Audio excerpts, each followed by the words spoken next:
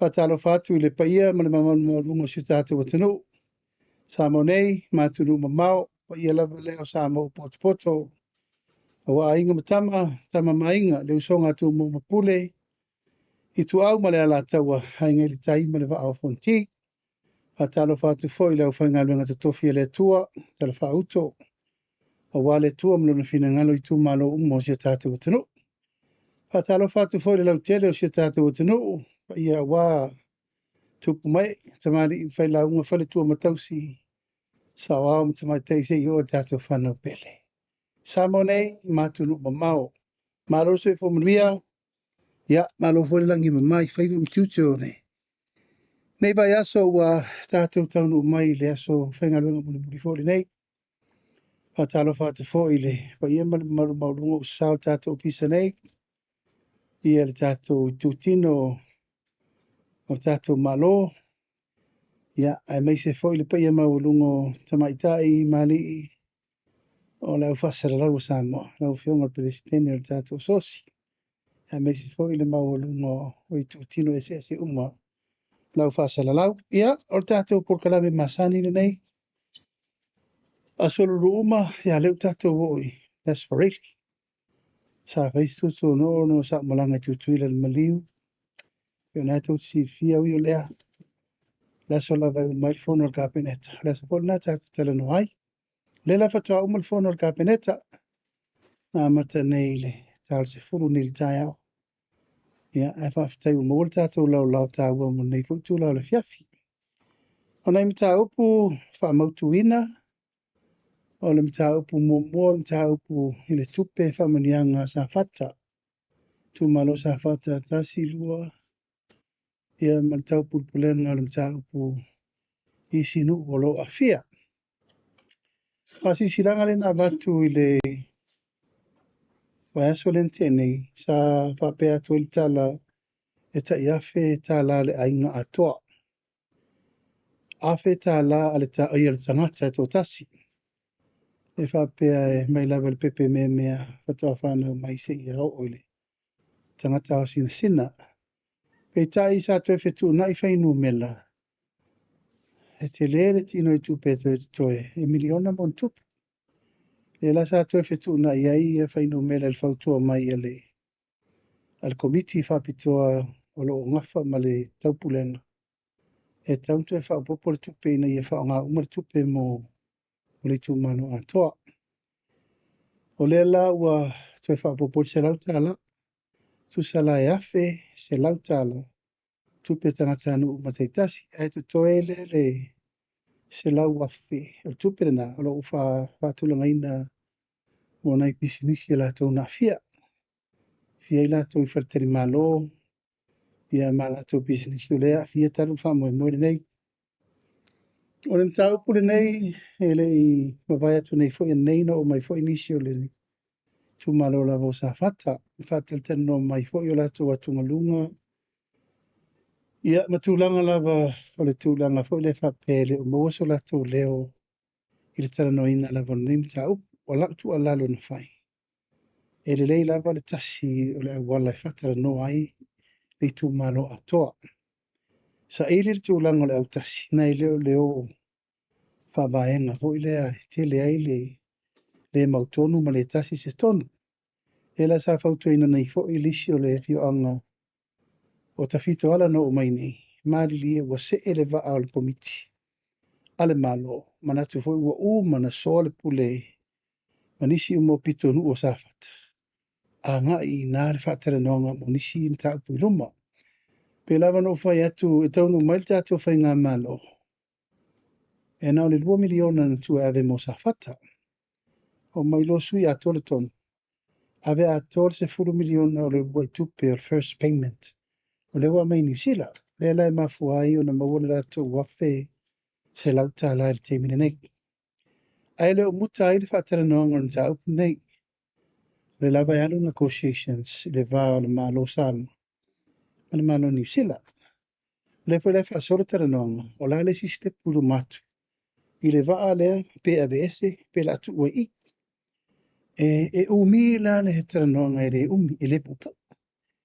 Anu inga te le whaatara tara noanga pe avese pe tu o a fianga ia o isi por kala me te wai le fianga mo le langa la fa va me le ia mam ta pu mana o te tau fi va tu fortu ala lo tatu malo le fiu anga sa fata sa sip sa fata lua ia o langa pale mai fo sa si un etala no le me lava le nei o le sol pule le me tau o tele tau lava na tele no ina i manino ana malama le lei ia tu langa o le pa moe moe ina ia o le fa mauninga fa manianga tanga te tau no iai lona lua o mta upu ua manatu le tātou kapenet i le tūlanga nei o le sota inga o fono wha vai mam tanga le venga le malo o na le taimina nei ai le i whaia fono wha vai sa tu la ia matanga le venga le malo mwha la papitonga ma o sa o i tonu o uma fio anga tu sa fo i lea e le ise consultation ia po se no fonga tu tonu i ta wai na wha tūlanga uma mata upu e te tau wai o na o matanga le venga wha la papitonga le malo inu uma fio anga ma ela tūlanga le mautu ma le mautonu ona e tūlau lava e watu ese ia matula ia tūlanga le mautonu o fona wha mai po ai tonu le tanga luenga tau wha mau popo ina uma mea ia po semina po aonga ia po fontanga po le alava i matanga luenga uma le malo wha la popitonga o le lau whaile tonu so se wha la popitonga o so se tanga luenga le malo e tue fia o i te tonu o nu uma fio anga tasi le wala i ui umai le wha matalanga le wha so ta inga o fona wha vai uma o le tanga luenga ati nama te mai ta oina e mawhai ei o na whaifa leise por kalame awana i whelava sa i pe whenumi ai ai wha so so ai pe fia masina o ai lela o atu e whela tau whalau loa o i leo atu e whela tau semina o i leo atu e whela tau wa o onga ina i manina o malama le lei ai i a whono wha mai tu malo malima suta si tu langa me whapea sa tato o tu lou lava salalau wa whapea i la matanga ona ele i ai se basement tele malo i te tonu o nuu mawhiong. Na o le pule nuu lava ma le suiti na sa whai me fofonga o le malo. I te tonu o nuu i tu malo a toa. Te mila le nei, o le wei fono whabai. E taula na mata i tū le leile no whanga e otu i ai se mina ma o onga ma mea uma nei. Whatino e tūlanga lea. Mai umanatu o se tūlanga tā ua tere lea mo le whamaupopoina. Impol kalame mai fo i tūlanga o tāpenanga anu umai whioanga e alai whona whapai. Ina ia wana i ole mamalama pere tāpena ina mainga. Tona tolu o le sona watu inai lumol kāpeneta i el tātou amara Diction Read nale. Tātou Diction Read le ale tātou fiso a onga. Whatever o na whasala lau a lewa le sona o ina tuer kāpeneta. Tau sisi la mai. Tusi wha tonu ngā upu o le ngangana Samoa. Wha tonu upu. E le tai le tu tāua tele o le nei porokalame tāua wa. Mai au na wha lau loa latau sanga o le whata o atu ilu mor kāpeneta mo le wha lau longa atiri. Mai te lelo na tāua. Te lo se Samoan, First Samoan Dictionary lea. O whai mo tupulanga talawa uma. Ia, o ke wako mo koi mafi fio. Si tu tāua ina ia whai o na sila fia. Ele ngangana Samoa lava ia malona fo i mata whai o i te tonu o le whasololoina, whateranoinga ma le whasalalauina o tūlanga o le ngangana Samoa. I tonu o onga curriculum. O nei fo ina watuela tau pepa. I tūlanga le whaonga whatasi wha Samoa ma le whapalang i teimi o onga. Ai linko, whale tera no whatasi ia le ngangana Samoa ma le ngana pānani. Tu alalo fo ina vei ai. Ia, tau tua nā langa e nei te walu, ia. Ai mo neu tau leista tau wha Samoa au whenga ngui muka maiki. E malmela nei tūlanga o fetusia inga. Au tō vai lungo o Facebook, mal social media. O pe ua o shorthand e, isi tangata le taunga upu Samoa. E renka ko upu le. Ngau ka, you know what I mean. Kua makankala ngoka mai kia o ngai mele o whapupu o kala. Ai le se kako nganganga na mea.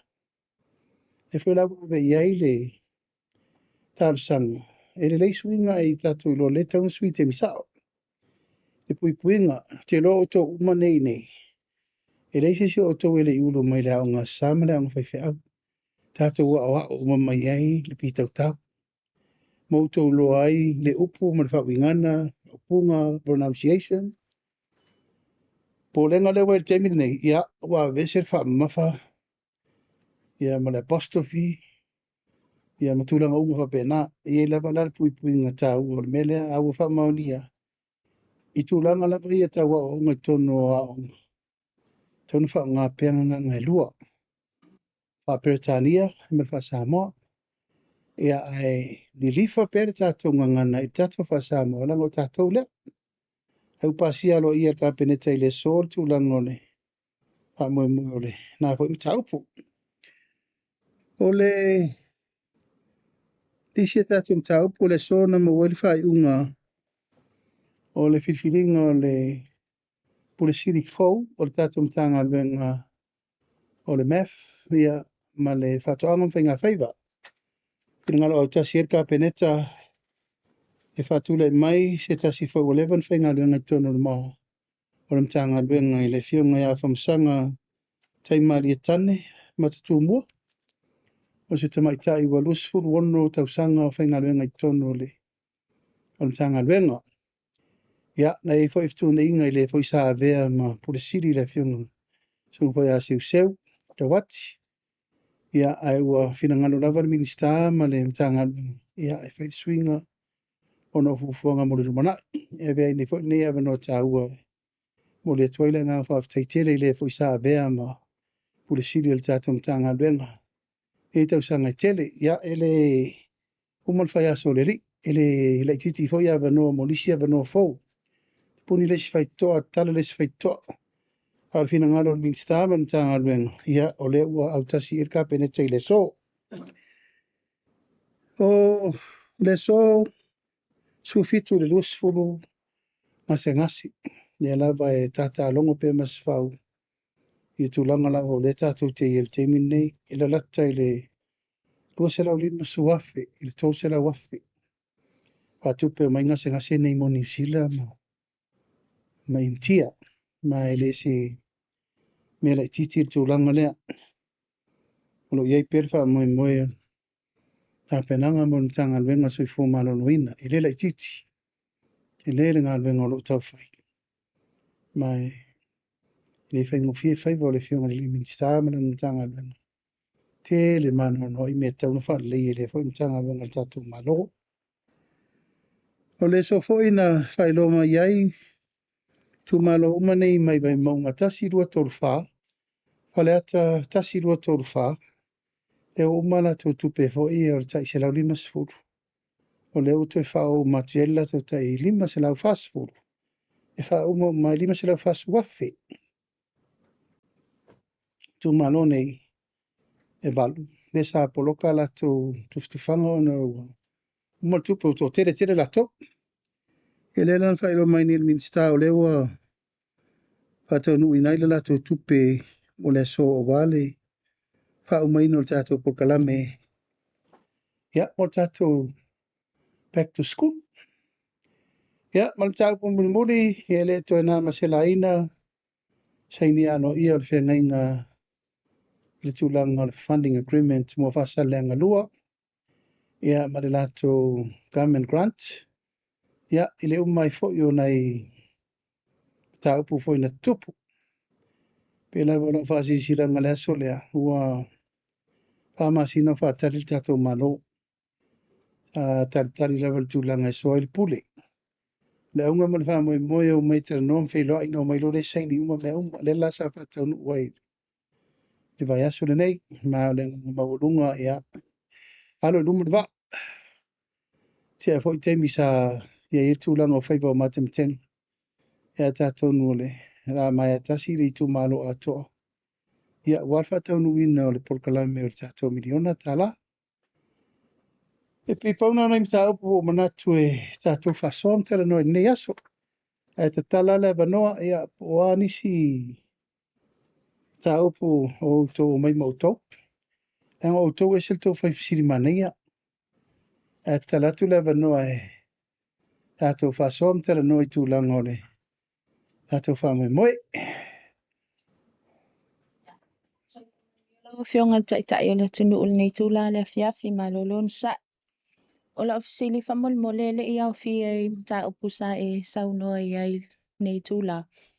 Ai ofisili ngia la o fionga i le mta opuleo tusi ai i le mtanga luenga o tupi. Hanga il minista o soifua malolo i na fapia fo ima le ofisili. Tulanga i ta avale fa o ngā famol mole pole a tonu lava le mta opuleo. Ia, o le tusi ai ana afi. O le tusi wha loto i whale i le wā o le pule o le mof. Ma le pule o le soifua malolo ina. Wa tupu tere le vevesi. Ia, po wai wa ave i lunga le tusi i lunga o penga te whailangi u siringi ai fua le pe tusi a inga ia. O le tiute lava ia o le tanga luenga o tupe o le lato wa le mta whaioi. That is their job. Ma te tu whenga wha vai, ma te tu fo ima vai ia tūlanga o ia inga e te tau na tinu. Ia, palasi mai rola i whafo atu o le arena sa tau no o iltusi. Ia na tere rola fere o manatu o tangata pe uforinga o se kaua le mera la whai. A le mera vai, e whapea fetu na inga whaulo mtanga albenga. E paulava leo le tūlanga e thiwha manino. Ia, o a fetu na inga la tau ia whai, o me sort out te la tau. O ta vale ino whalongo na pisa ele ta vale na tau le malo, o ta vale na mai lo poloketi. Mai le tasi se mtanga luenga vin poloketi. Tofu mtanga luenga poloketi. Tau nu lo ta vale i mtanga luenga poloketi. La tom ta whaioi, tufa ta vale me tau ima la tau. E ale lau te vai atuai, ia. Wa watu e malta vale le fesiringi o ta vale le. Al whaulu ulu o mtanga luenga. Malta vale le whao ngai i le mea fionga le minsta. O ta vale la ia no mai tau atu o le tua i o ta vale e ser man nei o ta vale mo SUV le leia. Ta vale la ia, e re whina whao ngā e tangata o le mtanga luenga. Ta la whea ngaira la ufai atu e mawhaina whao ngā le minsta. E whaifun whao ngā CEO, nā ngai ta la whea ngai mo le tofinga. Ai pe ele matango fiele watu o ta vale le leine a tonu fo ia ngai taringa malo le tanga luenga. Ai watu whao ngā i lalo ni meki di vai nisi mema me whapena. Ai olo iei foi whainga wha vai i tūlanga mene nei o ne. Pe fia ta vale whao ngā ele. E whao rulunga na tanga luenga. Pe fi foi ta vale whao ngā ele bingsta. Lai whainga wha vai. Whainga wha vai na walepa. Mai tau nei le tūlanga sa e foi si CEO mo mua le health. E pe koru e pe whaka abreng wherua. Sa le ase se pisa. Ia, au le whatua watu nil ta vale ta si mo le paururu ngon tanga luenga. Whapeo lai whetka vale le sa tonga ia ia. Il tūlanga fo ila tofi wha minista. Ia, o la tue ti tiro whenga wha vai i ngā luenga wha minista. O ese minista i le sulu, lusu tau sanga te ruai. Ngā luenga le waru te minei. Paisi ma mawhatu o le mele whai. Taina ne a pe whapea luata vale pe tolu hoi ta vale. I may say that tanga luenga nei o soifua maloloina is one of the busy department. O le tanga luenga soifua maloloina ai o lo tu mai luma e sore pule. La ho tu langa le vai na mafuai o na tusi le tanga luenga o tupe. A faila o tusi umala isi tanga luenga la kai lum ka vale isi. A te le ropo la mo la ina mafua o na pinpoint na le health. Ala ko te vai e isi tanga luenga na feo i kai luka i korka vale isi. E pe whapena se tala alu tau whalo tui whale. Aua tupu le whawhitauri. Ia mo whasara lau me le peita le isa pipiritusi. O le tū mā le ale la le na. O aila lai tā le whaian me lea le. Whai o le tūlanga o le tusi na watu le CEO. Ai ka kala e lako. Stamp. Ia, mo mwolo ave le newspaper ngi ka ke pisai. Ia, ma wapuro i rungo le. O le peito le piko siri nga pisa o mai. Ia, ina le po. Ti le rin tau, ai o tau po whalo tui whale. Te lo lava e whaintala noa le tūlanga o le pule o le soifo malolo ina. Le tau no mai tusi. Mai ele teime tau no mai i tala noa whasoa. E le o se me oki eisesi. Me wha mamana mai whainga wha vai tau wha mautu. Nga po o mai laseri poti po aina liki ai tu le tusi lea le saunola o fionga tusi whalo toi whale whamon mo. Pea o e kaunga piki kere su. Angon lei kere lau detective nei. Ia, o laua la whatu. O le tuta ua ia uni tu tupu. Le tuta ua na. E le aiso on men le o ie tupu ele. Tu lau lava. E la foro le vai tele fina ngalo le atu nua whaani. Ia ma tele ai fumartato vevesi unnecessarily. Langa to forta tamana whawinanga. Lai le fionga le minister marsi o me tauna whai. E pe o whalo ngotu na maua o lau ma wai la tauna whai ele me. Sila mta upu whamon mo le lau fionga mta upu la le i le sfulu fitu ngai lua sfulu ia ngase ie. O intia mani usila le ave iei whamon mo le po a fo ngase ie. Wa wina tufa. Intia mani usila. E lilifa i intia. Ngase masani tautina. Cancer. O tūlanga o whatu. Ia ma liver transplant. O ngase na. Ia le sufitu mo tupu le. Awina mai ia ngase ia na maliliu le na saunua ilwa ia solente a whamon mo le la. O te iloa wala umana lango mau lesi tō tasi i toa mua. A o lesi i whale asi u le whatali. Le whatali le wano le e kalesia. O na lango mau le loa nei la tino malili. Sili whamon molele ia fia fo ilo pola sanga. A o le tusi foi. Ia o le tusi ala IMF lau a fionga ia lau whaale me foi ia tunga lunga le foi whala potonga. Saunua ia lau a fionga. Ia o ule loa foi pe whawhenga o ngā kusira IMF. Ai o lo te tununga whateitei o le mano. O le Central Bank. O le Central Bank a Samoa. I le o se Central Bank a se International Body i nei. O lo whatu i nei. I Samoa e pūlea mai whafo. O le whare tupe tūtu tonu le tunu. O le whare tupe tūtu tonu e pūlea le malo o Samoa. Iwe. E eila le malo nana ia mana pule atua. Pe tu na e mai le te mi whenga wha vai am tu la whono toi ilo. Ini mea manatu le malo in me tau na whai. O le tape nanga la ia le minista tupe manana soala upulenga na whai. Internally matter male ko wana male whale tupe tūtun. Tera no mwha soal me leo patula ngatu. E leo oso male IMF. O le tato paanga tati whai paanga. O le loto mta ua whai. E le pūlea mai whafo whai unga whai il malo. O le malo Samoa, le Central Bank ai. Central Bank a Samoa. Le tato te affiliate i tato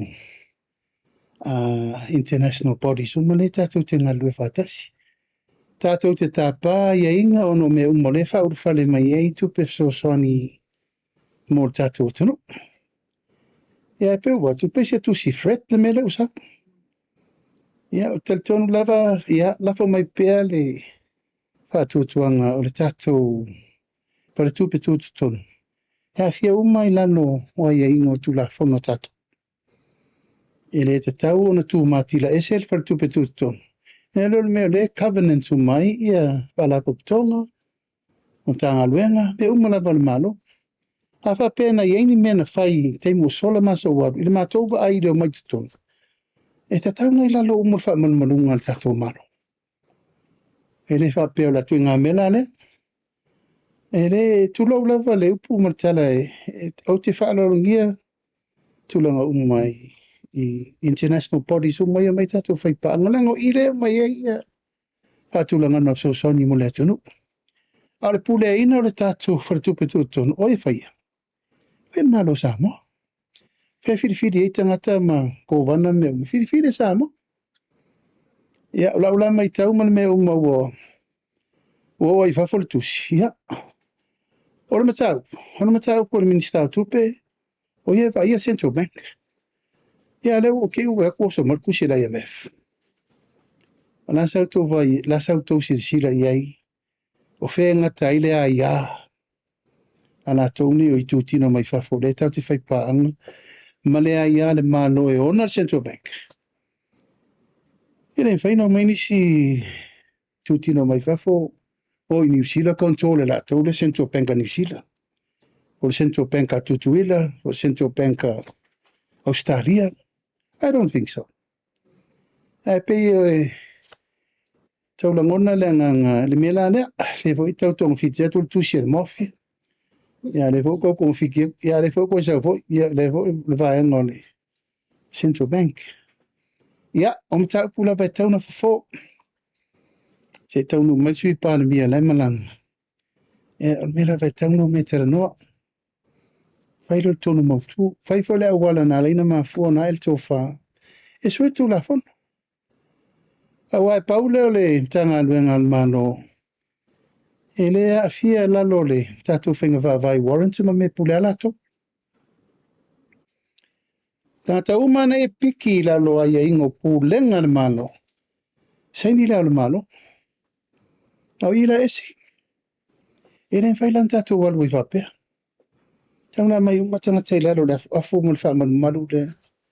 Ta pen na ile me mo le mana aisa. E itu waso e tatu le mano a kiki mai. Me tarfengai. Atonu salu na taimi o tau fatu langam tau fatu taimi na nei.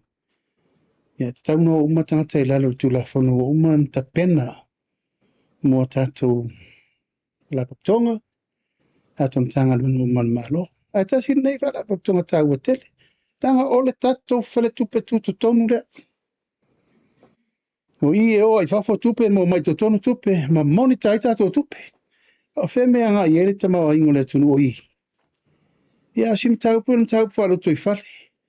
Ya wa kere wa riki fa forkusi asa foriki wa makang fa ko mai fa foka ko le hai ni fa penan fa se mea tu mai pen ta fa yo ile malo filia ai ai la malo malo so yo fono pa mi marka penetra fon fitalai tato na pule ai le mo fa no mai se fa la popotong mai fa fo e tau flex mai masol ia tato le tato tino fo tato felton ai sem tau pen fit fatal no Le wai sa ngoi le pimea mai whafoi ia le ta upono tu whano sa mo. That's the worst scenario uno o e pia whai e continua le interfere mai la e whapea la e mea. te lola to limitation ela te lo o lato o sala popotonga tato o le malo government to government level ela te lo a tato tera noia na te tau whai atu na tu sifia le level le iei whala popotonga ma le level le tera noia le malo Lalo mo tayo sa mga yung o la mata upos ale tu malo sa fata o le wa umana compensate I ale mamalo le tu malo e tu sol fala vela vena tu la mai le va ale fo wa mai ena sa no la fio le tu langa le va a fa pe ele mafaiona avesea I ale va a maringa tai fale o le tu malo e whaaono iai se nisi a whianga tū mau o le tū malo ona o le tū mau ai pe o le vaale ngā tai vale o le ase sila sila le tātou malo fo i lea moni usila i le tūlanga o le a whianga tū mau la o le tū malo ona o le vaale ala o fionga whaamolmole ma le whaaralo lava. O umana fili o tātou malo ko miti whapitoa le te minei. Le te whono ai whiu o le hui o le antapluti ai. Ia ma le alaisala noa o le menari.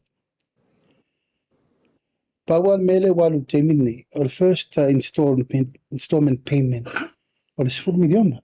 Le whaat. O le si whatatana noanga le la whai. O le me la whai le whai le wa. Pia bese, betu. Tala norola ia o a fianga le tsau no mai e. Nā le te leo ngā luenga la whai. O le ale lai titi o le whalenga i na tisio manga pe a bese. O le ala fianga mamao pe a tuulwa le tate nofo mtato fato apala i le stol se lau tau sanga mua mua. Ia mamela tūla i mai. Ia te mila nei, o la wala fo per komiti le fatela noa. Paula wala ngā luenga le malo o le vā ma le malo New Zealand. E ven vetula ua popo inga len tau whai ni tū malo sa fata. A whai o le malo lao sango i malo New Zealand. Au mai tau wina, wa matana whele le isa o atu sia ai tū malo i o. E le mawai se tasi. E le mawai foi se tonu le lei, e tauna mai mola tu fina ngalo i le malo. O umana o le matala ma Winston Peters, wawasa. O mafoina o le tala ma tuisi nabe mo tu al melensa wai nei. La te lo me tauna fai. O le ale mele le mo New Zealand. Me po na tauna fai le mo Samoa. Ai me se tatou nei vulnerable communities. Ia mala le fatu salia le malo New Zealand. Ia tatou tu malo le afia. So tel tonu lava la. E tauna fai tonu mo tu ina ia fai se tonu sao. O le vale na ia nei ia la te lo matua in to ano le ngoto le vai le afianga o amu mo me uma pena. O lona winga ia e tauna fai fuanga ai o lo fatal no komiti le malo mo le nu. E na mailo li poti tele no le malo inisil.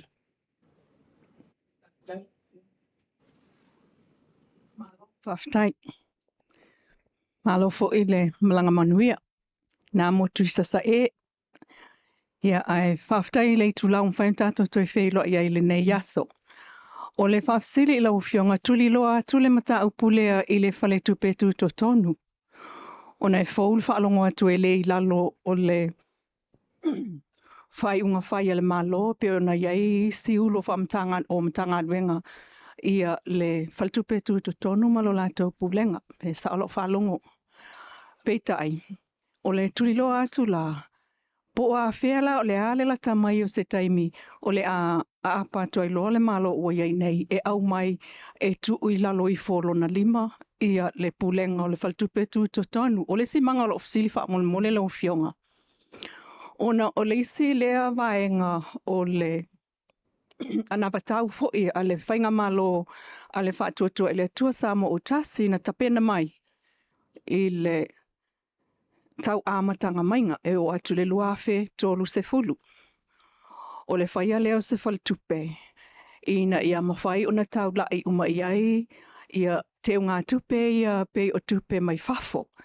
Pe o le cryptocurrency lea o lo o tau mawhai faltupe tu to tonu e awana i mawhai o na whaia ini te ngā tupe a tangata Samoa. Ai o te tali tonu mamoli mawina. Le fia se lau tangata Samoa le ua awela tau tupe e whaaune mai tupe nei Amerika. Ia mala ua saini si tangata Samoa pule asa tanga ia le malo ili taimi le nei. Nā wha moe. O le teu ngare na tapena amata. Le te tono le review. I le mele na mafuai o na tala noa. E tauna tu e vai le reforming o le tato faltupe tu tonu. Te lai matawhata te noa ngal ministamana ni tangalwe. Te minne. O te loe le tauna uman tausanga nei le im ato mini swinga o manatu la to tauna fai. La e foi a fia me lo ia sili me fatal tanong. A fai o tato tiu tilo on me tauna fai. Tauna fai. O tato vai ni le fetu leni me le swinga le waile la lulangi. It's digital transformation. Mena nei le tatu tere noi tupe faua ia sa pese ai. Patau ngau lo ngol market, stock exchange. Tato mene digital assets, blockchain, e-wallet. O lewa wahalo ele trading ili, te mire nei le tunu. Nga tunu waf. Tato tera noa, atu tato banking i tera noa saol banka tu pai ma New York, ma Hong Kong. O te mine, ira mai. Ai sea, ele o mawhaina fe so o tai, a tato te unga tupe. Ma tu ranga le tato te iei. Ele o tato banking system. Ele banking system ile meta tauna tato iei ma le lalolangi lea. O su ele, ta mirsanga lalolangi te mine. Digital transformation. Yeah, digital langan financial institution digital transformation. Bawal mele ta te tua iai, tiute, la fonga, al tato export le tau fiul.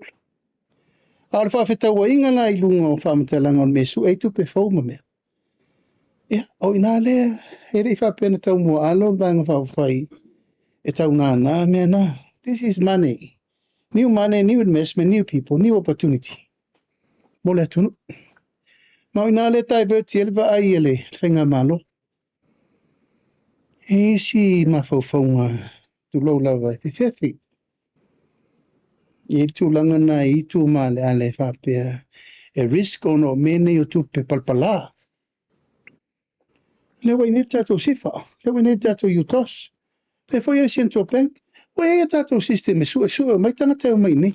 E le whapea la kakala korwhai ko kua maka ko whaku tangata o mai e o mai malau whare kong. Horo ia tato le control. En whai in tato vaia tangata sao e o mai e teu whawhainga luenga la tau tupe, whaanga ioi me tau tupe mole tun, ina ielele. Ai le mawhai, we don't want to left behind. Ile lu manai ma le vai mo Samoa, le tato vai mea le pisai nei koint ma mea. Pe tato te mana nao, pe tato le mana nao, lau ta vire tu mau aingo isi tunu. Tato vai Singapore, tato vai Dubai, o atu no ula iti, matua le aise te mau ainga sai, Hong Kong. To vai Gemini, Financial Center and Stock Market. La e ta a vili ele mele Gemini. Wa nei la ia Singapore. Hor feta wa inga na fafta wa inga lolangi Gemini. E a Dubai. Fa pena fo. E a alfa na unau ta inga lava lai. Tato wa inga mau mo le si se lau tau sanga o sa mo mo le manai. Ai a fau le lei whainga wha vai. Fau le lei tu lang o tu la fono. Ina e malu le tunu. Le mele sa tau fio foi tu lau lava langa e. Sa tele foi na pisa i mena o stock market ma mea. O whafta wa inga i lunga o le lalolangi o mai le lalolangi lau lo atua tātou tangata i nei. Tātou resources i nei, bisinisi le i nei. I nei si tira te mau a inga le. O le tātou atanu i le tupe faula o te tala noa i bea. Alo ia ia le musumusunga e whewhewhe whai. Ala whawhela na whai. O mea ane na whai a tātou mātua. La tātou walua i ala mo le si tia se lau tau sama. Au tātou le vai tātou mo me tangta pena mo tamaiti. Ai whai i le tūlanga ia marupu ia Samoa. E le mawhai e se tangata o na uru whale le utos, marisifa. E le whaise tiu diridence o tangata lea. E le se mea fau lale mea leo le sueina. Ai tangata e le tauno mai tangata e o mai mani tupe le tātou papole ai. Ai la poloka i la manisio i la tau. O lo i erita maho ai ngā tele o le fio mai. E sa ati me le atunu. Ai, te lo tatia mai, te lo le umatau sanga nei wa yeile. Ai peo no fai atu o le fatua a matale. Te tau whaatata no. Ia wa ia kua makango. Ngā ia mai le si ai ngal kau whai ngol whare o le si ai.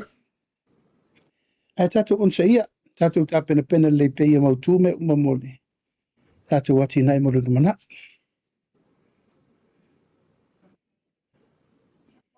O fionga le palimia ia po le tamawhela tunu ia o lo ingo whainia te whereti e la mai le aluenga i o le Radio 2AP.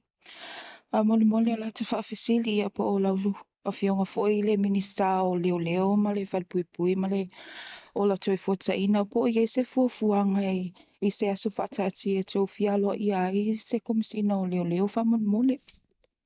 Oro whasoro pea, au te tau atu ia o tau pea ready. Alo iai a polkalame o lo panga soro pea mali mata i tu al kabineta.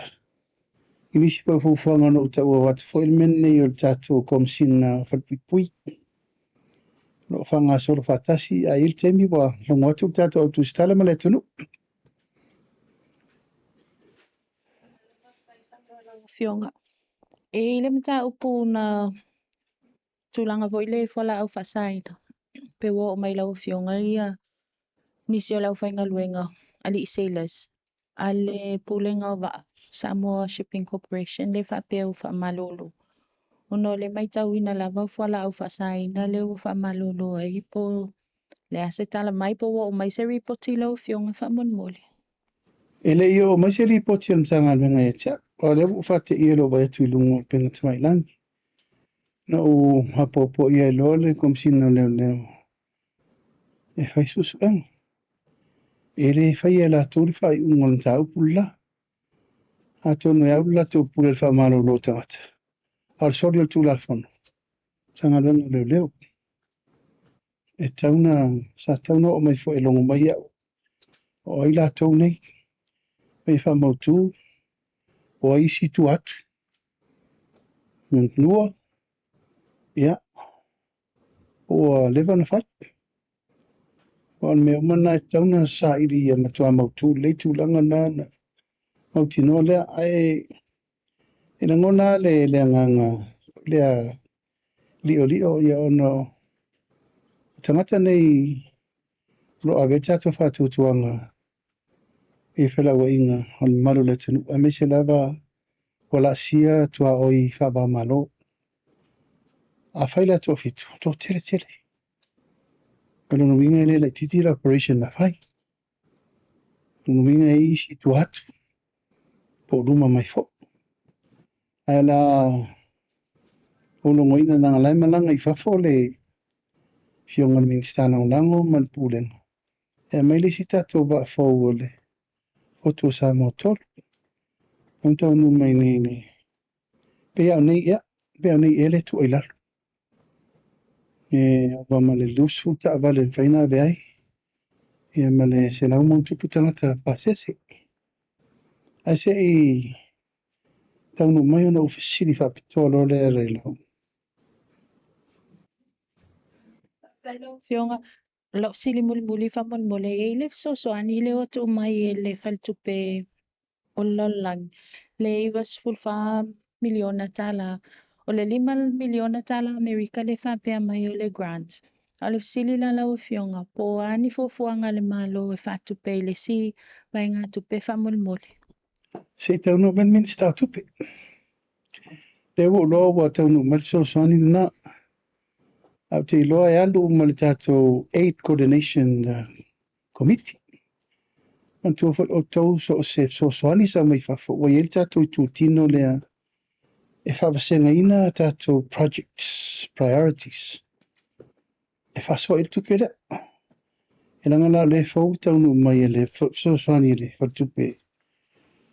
Ole la lolangi. Yana vai fo le po a tato loketi. Ia taun whamomo. Mai he taunu mai minsta tupe. E na e fiola I e whesiro I kofe ma abe ila fusili.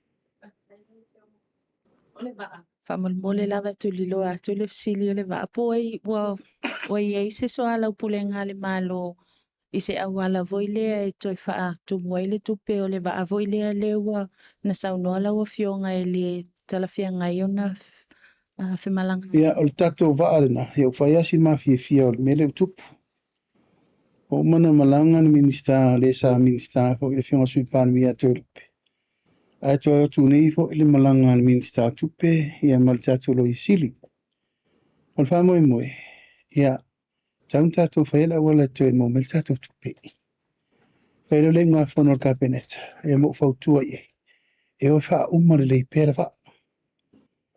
A umma mai le fa na mai lo la isa ili se me lisi ai. E fetawi maltulanga o lo wa yele fa. Awaile faina fa nga mele fe meta to nei ele mafaina fe alo il tato vai. So in order la to mo tato tupe. O tato o elisi se me mo tato tupe.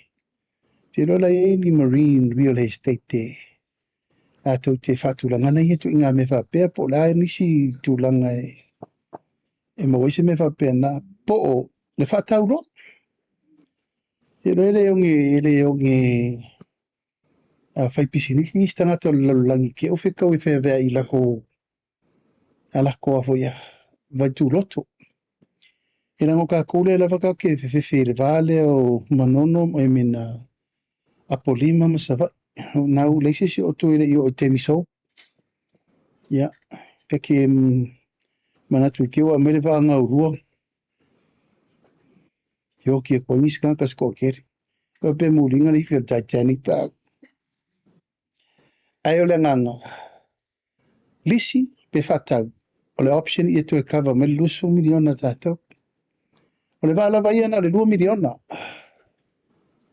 a tato mele u tato atu tu e fa popo lunga ba ele wo lusu miliona a tato manu la tato tu pele wa invest e tau na fa ia umalele ina melo la isa ili si me e tu e fa tu langa i so so ni tu e mo mel tu pele tu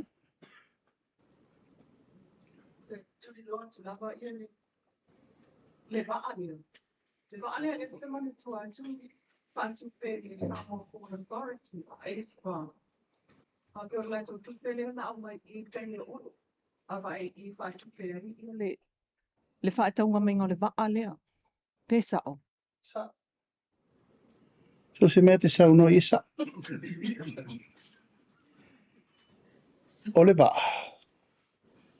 fa tu pele spa ma le lato fa mo mo e mai run le company va ia il mai taula tu lo la va fo nothing ia wa ese atole mta fa yo isa tau no fa meta wafu mo me va bena ia wo fa va le tu la inta pun el termine ne esa ola sa no wo fa tupe ele sa mo port authority le va ia le tau fa tau koleti uma mai la fa ingo me te tau fa tu langa molto o mai o tatu tupe al tupe spa tupe spa len fa tino uma ya lusfu miliona le tatu te temi Nga meang koe whaupopo i wo o ele lua se fulu al nasa na ole 2 miliona le tau le va. yoe atonu se fa iri uma me uma ele nga tia fo e tele a ia fisiringia wa ato si sirani malang o manalo sui palme ya to rupe mana na umlanga to tele na o reconfirm pe ma fai na nga fatia le vata to eno mai la ia tau mai le nga fatia ale wa hardware development le va ata to ki pia mo ko ngena ne me wi masalo ko mi diong me ko re kongia ono wi e tanta to ba aisa wala e to fa uma le ye na me lo la ia suela wala e to fa ola mer tu per malo ya o le taure na longo mai na lua miliona ale suinga ia na fai ina ia mafai no e lunga ta vale mafai ona ta pena ile au fai ngo pase se o ton o me mfa pena ai la fa tali le lipoti lo na lua la o mana me lipoti mo e sa vai di del capeneta ya al tulanga la vai al tato ba ai le ni ko e kaval tupe me ya uni tu la me ni fai ngo fa pena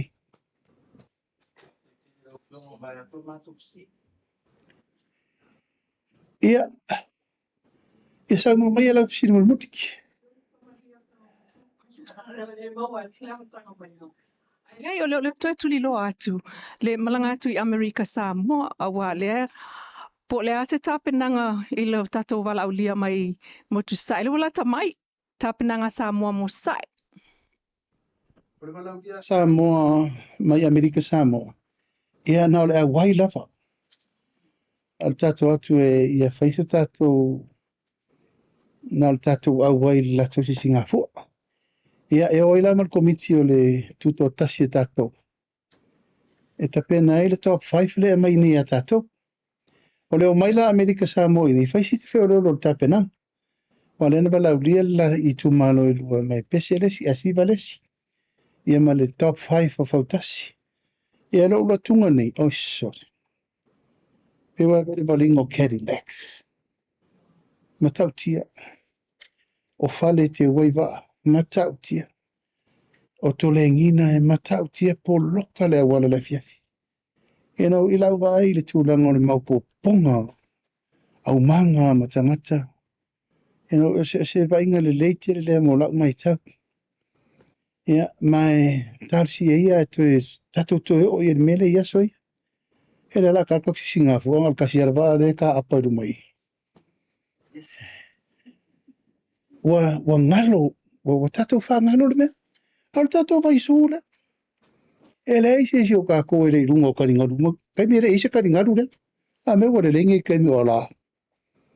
Ta aso ia e ke kuama, kulo wa malamura u kolo mai whakarikari kai me. O kuunga wa aina aso. Ka wha mai le paia. O le au kirikiti atoa tutuira, le au vori, le au lakapi. E manalanga whaatasi mamai malatou. Wa ai e lima le wa vel tatou. Whaalolo. E masei te whaatepa tatou langa u upgrade u malatou wa. E ese le tūlau lava, te tōru se lau wafe sa moe lau mai tau. O waa uma wa whaipa class. E matūlanga o Foispuni. E matūlanga lava o le vaai le. E leo le tupe. Ale maupoponga, lau lea vaai. O le wha maupopoina o tupulanga. A maupopoina o manga. E malato u. E oio lea, tāru sia ia le wha moe moe. O ai peitu lo lava. Wa fai va au i tu malo ya soi. Ena le rolen ka ko ku, yo fera me la ko e va ko ingo wa fau rise me. Ko mal pipi o solo da lo la au me la va e ku ye. O la me la fai tu malo pa fai le fa matali ya tu ma fa a mata me atu le malo. Mai ila u tau tinonga ele to misi tatu tu nga va. Nei lima tau sanga o tatu fai nga mano. Ya, bau ale va no en faina mai va ai tu malo fui en faita va. Ya mi se la mai va tu tuila. A Sofia mo ya luanga. Ya fa wo pel ni fa ngata male tu. Sau no lau fio ngai i le fu a le motutua o i Amerika Samoa. Ia po wha mautu mai pe fien tatou fauta si wha mo mole me se po kalame o tatou tutotas. Fitu. Tatou pe o le fa lo wa ka langa o nga sa mi du mo longo mo fa. Ko wa tu le na fa lo ma ta mo di sa va. A te le tailo ini te ole mai ni a le fa lo fo manono i pe o va manono ma la to pito lo fa nga solo. E pe na fa ya tu le se fa nga ta ma la titi mo tatou wa levan tatou me fa nga me taine pito sirin tatou tuk forward ai. Ia tatou tar si ia wal pufonga le iai e mua fai le tunga va aia sa moe tatou va fitu. Ia o mai tutu ila lato to rima lea pingi lato hit. Ia na fili mele tasiru atoru la sorona lua faino. Famo moe na o le tapenai o spuni tatou foi la au. Ia si tatou fai petu sa maso. Ai o le famo moe na leo tapenai. Ia tatou tarsi i le lofo le tui tamu mia me uma. Ia faftai atu. Usai foi malefio mai matala mai aol tatou au tu stala. Ia le umar fai aso le ri nisto siri fa popo. Ape to sema stemi lava as fopa tatou ria lolo man malosi. Ai fa malo atu don sai meni aso wa. tau mai le tātou mafutang. E tu sai fo i molo tō whina ngaro whaalia. E lai tātou mtaupu. Whafta i atu sa moa i lau mai mo mai. Nei fo i tūlau le aso. Ia te tonu le ngā maurunga sa mele inu le whaafunga mai ala le mtaupu. Se mato upu fo i wa le tau tamari i whaamaru watu. O tō lava le tau tai ia se le atu ia mai tūlanga o tātou por kalama whapene. Ai manu te leina le whasausaunga le nei whiawhi manu te leina foi tūlanga o por kalame o lo tutoe whaamana tuina foi o le. Ai unga le nei vai aso i whaimaro whirima. Tātou tapua ia sa pati o momoa. Ia ma vai aso fo wa whaiva mtiuti o si o tātou tino. Ai whasoi fo ia me manuia le whiawhi. Tō whasoi fo.